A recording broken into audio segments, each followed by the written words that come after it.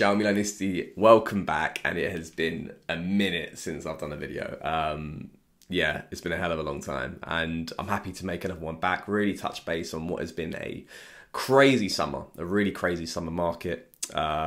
Movement not just in the market with Maldini leaving, a revamp in management and a restructure there, and obviously Tonali being the marquee sale, which has led to an influx of signings coming through the door. And it's still it hasn't quite dawned on me yet on what this team can do and the pressure I'm going to set this side. Even though we're 2 games into the start of the season, start of Serie A has kicked off, we won 2 out of 2. Convincing win against Torino and a solid win against Bologna. The rest of the sides in Italy are you know, not so much rivals in my opinion. Your Atalantas and your Romas and your Lazios slipping up already. Napoli 2 wins back to back. Juventus got a win and a draw. Inter Milan, they probably will beat Cagliari tonight at the time of making this video. So I think we see ourselves in the race for the Scudetto.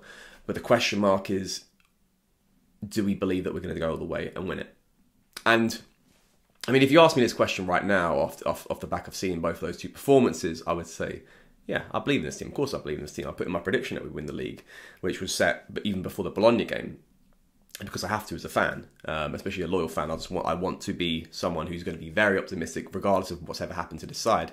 The question mark I have is you know, chemistry being built up, which only can come from time, injuries, which is a question mark. We just don't know what's going to happen. Obviously Mignon was the biggest factor the last couple of years. Hopefully he stays fit and healthy this season, and then the sky's the limit. And then it's the rest of it, you know, how well are we going to click on the pitch? And I think just kind of reviewing the first 2 games, what we've seen so far has been a very good evolution from Bologna performance to Torino performance of some of the players and the way they've been building together and the chemistry. And then I think we have to look at it in a way that's the sky's the limit, because we haven't even seen what's the best of Okafor or Chukwueze and even Rafa, who's not even 100% right now either. So it's the fact that they can still elevate their game to another level and build that chemistry with the surrounding teammates makes me just believe that there is a lot this team can achieve. And then the market's still not even closed yet. You know, the time of making this video right now, Salamakers seems that he's on his way to Bologna. Origi, I think, hopefully should be making a move outwards as well. And big rumours are coming in that we may be signing Taremi from Porto. So, you know, ultimately we are adding quality to the squad. And that is ultimately going to lead to results coming down, and whether that leads us this season is another question. But we clearly have to clear the gap, close the gap with first place and being a challenger if you want to be that challenger again, because last season was pretty shambolic when it came to the difference between Napoli and obviously the chasing pack. So there's a lot of stuff we can do. But yeah, just looking back at those first 2 performances, the Bologna one was really well structured. I was really happy with the clean sheet. Collectively, I think there was a cause for concern in pre-season, but defensively, Tomori and Chow making quite a few mistakes. Are they actually going to get it together? It seems that Mignon is obviously still stellar, still star power when it comes to saving shots and commanding the area, commanding the defence. So I think our best hope this season is not actually the individuals or the defenders, it's actually Mignon. If he can keep Mignon fit, then I believe we'll be strong and they can grow in their confidence. Chow and Tomori, who are still working on that partnership together. But the fullbacks for me are never an issue, and then you get into midfield. And I think this is one of the biggest pieces of the question marks, is that Krunic holding that position down until Benacer comes back in sort of like mid-November, and then we lose Benacer for AFCON. Is that enough? And the question is, what is enough? And I think for me, it would be getting through the group stage of the Champions League. Let's see what the draw looks like. And I think it comes out next week. And obviously then holding it down in the league. And I do believe Krunic is good enough to do that until Benacer returns back to be a starting CDM against the bigger sides in Italy. You know, I'm comfortable with him there. Against your Romas, your Lazios, Atalantas, is a question mark if that's good enough against a Napoli or an Inter Milan. I think those are the only 2 teams I'm kind of really worried about. If in that head-to-head, is he the weak link there? But I believe for the rest of the season, he's fine, and I'm actually quite happy if we don't sell him. If he gets sold, and you know we make a good 12 million euros out of him and reinvest him with another player, then fair enough. But ultimately, I don't see him as a concerning weak point for me to target and scapegoat and say we're not going to achieve our targets because of him. It's actually not, in my opinion. And then the rest of the centre midfielders are doing quite well. You know, Reinders has impressed a lot of fans, me mostly, I believe, out of all the signings that we've made.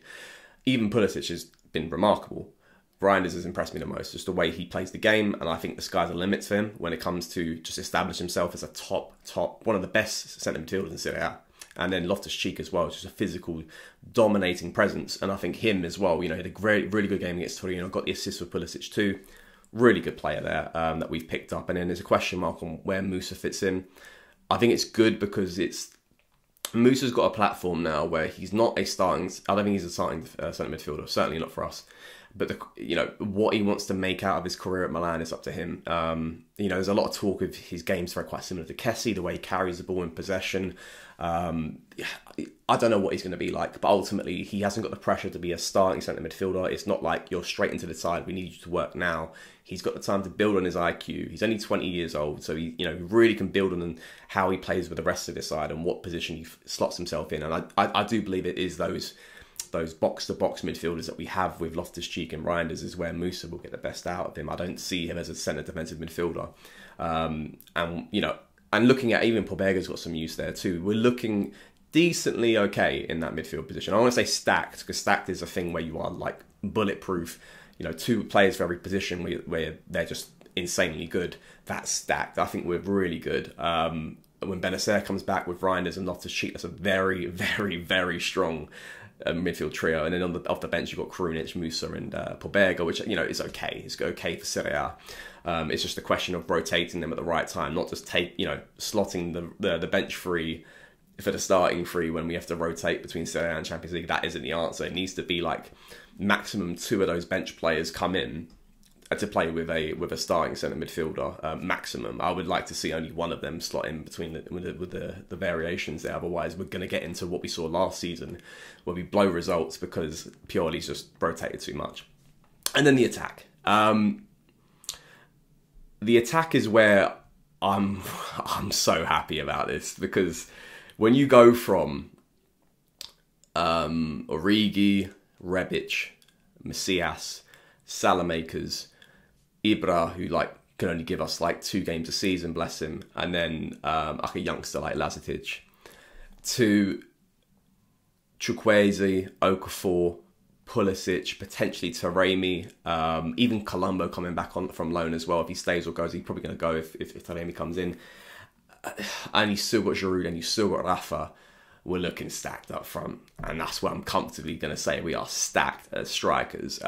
Yes, I would love to see someone in their prime come into centre forward and give someone that can give Osimhen a sort of a run for his money for Capocannoniere, even though Giroud's doing a very good job for stat padding those penalties against Torino. Yeah, that would have been a dream scenario. But at the same time, we are looking stacked with the winger positions. Pulisic has been incredibly good how well we started this season. One really well taken goal against Bologna, and obviously a very good goal against Torino too, with a link-up play with Loftus-Cheek, and just really good performances all around across the board. Rafa, not 100% fit as mentioned, it's a matter of time when he comes into his own, and I do believe it's going to be either Roma and Inter where we see that Rafa from last season come back. It's just it's a question of fitness and getting back to that level. And then the bench players. It's the fact of the matter is that when we were 4-1 up against Torino, we took off Giroud and Rafa, who are 2 top goal scorers last season, and we brought on Okafor and Chukwueze, and we put Pulisic on the left. That is something we never had last season, and it's something that I believe when we get through, when the fixtures start ramping up, and we have back-to-back games, and a midweek game and a weekend game, this is where it's going to pay dividends, and this is where we're going to need this depth. And we haven't got the likes of Origi and Rebic and CDK. I mean, I'm not going to talk about him because I've talked about him enough.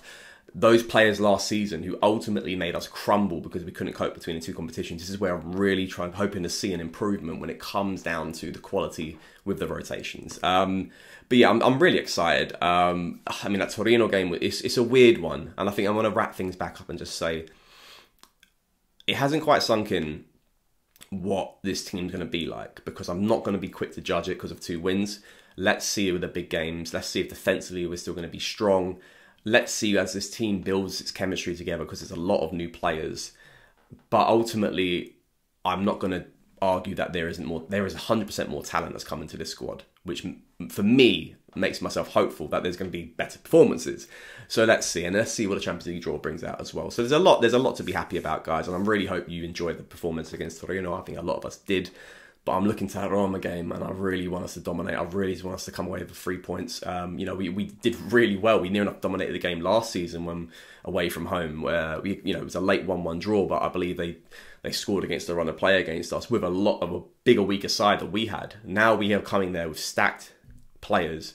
They are struggling, and I want us to go there and dominate and get a win. Like, it was without question. This is where Pioli has been great before, because we've been an underdog side. We've been a side that's been mucked in. We've been a side that, against all odds, we've got one left winger on the other, and the rest of the attack's crap. We have now got options, so now deliver that on the pitch. Be the side that is going to take it to teams, these so-called rivals in Serie A, and dominate and get 3 points and establishing ourselves as league contenders and potential winners. And that's where I want to see this team going. Because I think a lot of fans are not quite... It's weird. We've now got the quality and the depth. We've now got some quality and depth now. And it's understanding that you can then heighten your levels of expectations, because we are not seeing these players that we saw last season who played, they played their hearts out, but the quality is ultimately the gap, what stops us achieving what results we want to achieve. And now seeing that, we potentially need to change our expectations. And my expectations is still for us to win the league. But ultimately, I believe game to game, I want to see us get 3 points. Obviously, we're going to slip up, but ultimately, it's against those small sides. And we've picked up 2 out of 2 so far. Really happy with that, but let's see how it goes.